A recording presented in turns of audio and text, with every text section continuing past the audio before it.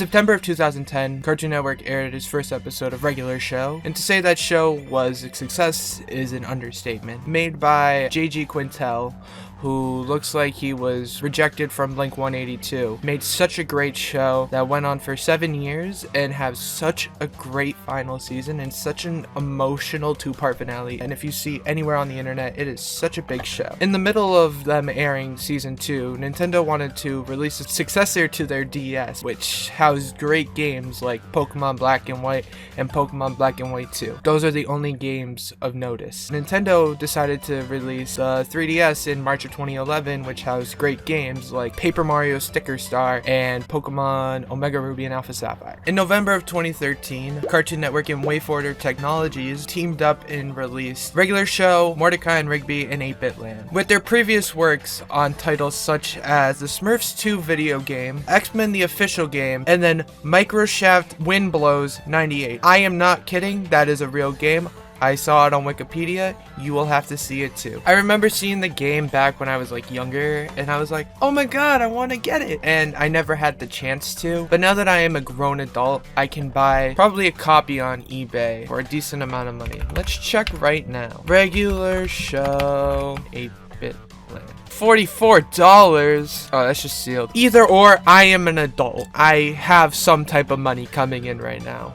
But I don't have $44 to spend, so I think we're just gonna go down the piracy route. To be fair, I think I saved myself $40 because I ended up looking at some of these reviews. Makes a great gift for frenemy. I almost picked up this game at GameStop for $13. Checked Amazon and saw it was $10 and then hit the buy it now one-click thing. Thought I saved myself $3. Didn't have high hopes, but I wasn't a fan either of the Adventure Time games, but gosh dang, I wasn't expecting this. This game is terrible! You die so easily sometimes when you'll be sure you shouldn't have. I just died 24 times on the first boss, and I know all 24 of those aren't my fault. I wish I could return this, but I'll give it to someone I dislike for Christmas. Disappointing. My gamer son did not like this, and he loves the show. It was a gift, so I wound up buying him another game to replace this. Oh my god, I'm so sorry, Barbara. Not worth the rage. I'm a fan of the show. I've seen every episode. This game is nothing like what you would expect from watching the show. There's very few characters from the show actually in the game beyond Mordecai and Rigby. The game plays like a 2D platformer and will have you pulling your hair out from the terrible hit detection. One fellow reviewer reported throwing his system after dying over 50 times on the final boss. I love Regular Show, but man, this game was just awful. I felt like I was playing a reskin of Super Mario game, but not nearly as fun as the Mario game. Gotta put my input in there. Why did I include this review, dude? I don't even speak Japanese, man. Fuck. So yeah, from what I've learned from these reviews is that this game is fucking infuriating. So let's play it.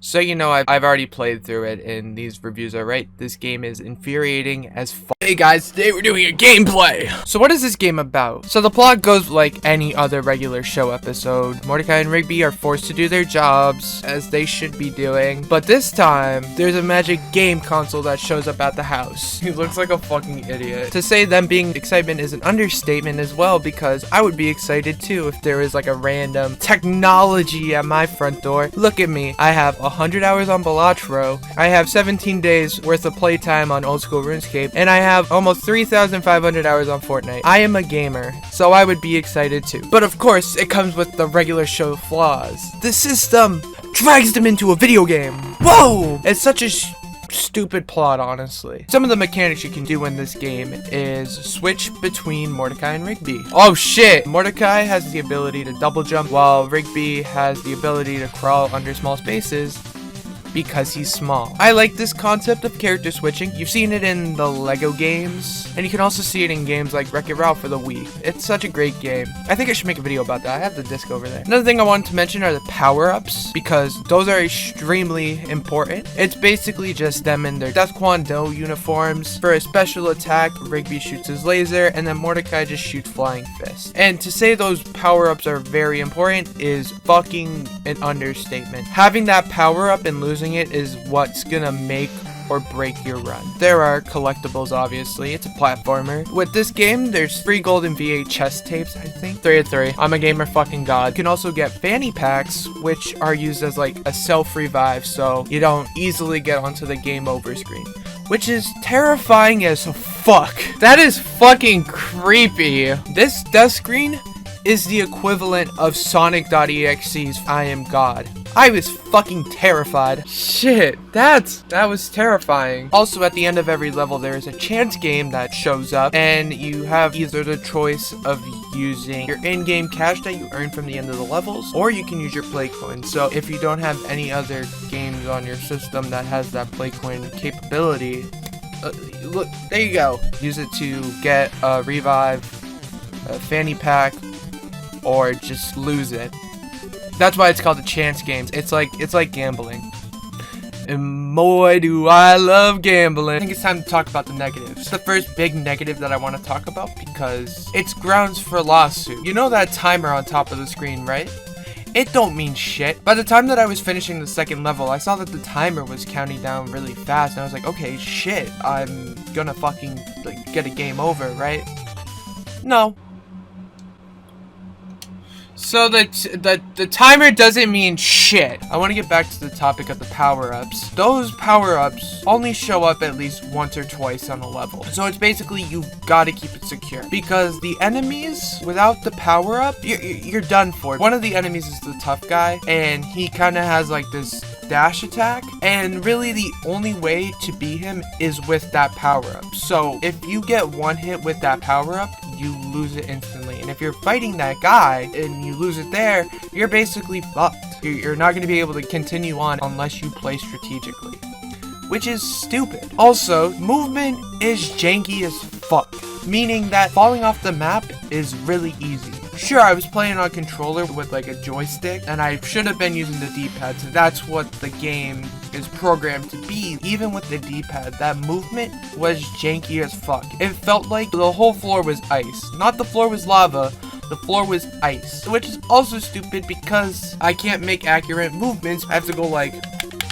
just to, you know, reposition myself in a good position so I don't die. And speaking of dying, the death barriers and the death boxes are shit. I'm going back to that review who said the hit detections suck. He is not wrong. There was multiple times when I played that I would just hit the death barrier so easily, and there would be death boxes that were just stupid. There would be times that I hit the enemy and I would just die. It shouldn't have detected it as me dying. And then speaking of dying, sometimes I would get the game over sound and it wouldn't even show the animation. I was and there was also one rare occurrence that happened to me where I did get that noise, but I could still play through the game.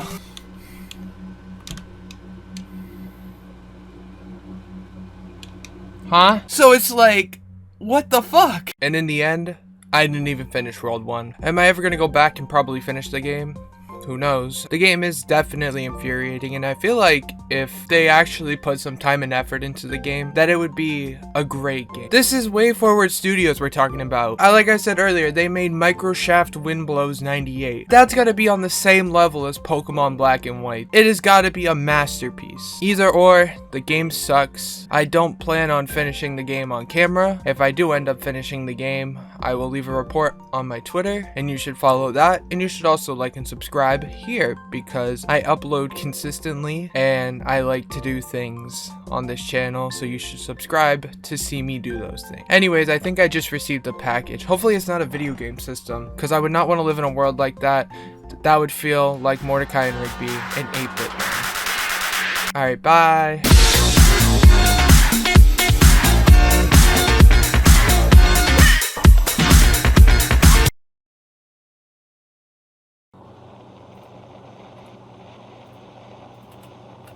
Working on this video, you know, really reminded me of how fucking playing the Pokemon games on my 3DS, you know, playing through Sun and Moon.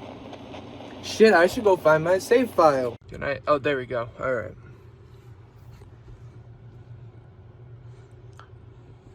Damn it, it's not down there. It sucks because I used to play the games all the time, and I can't believe I lost all my cartridges, but if I do want to do something Pokemon related, I mean, I put a lot of time and hours into collecting the cards. I wonder what's happening with that right now. Pokemon TC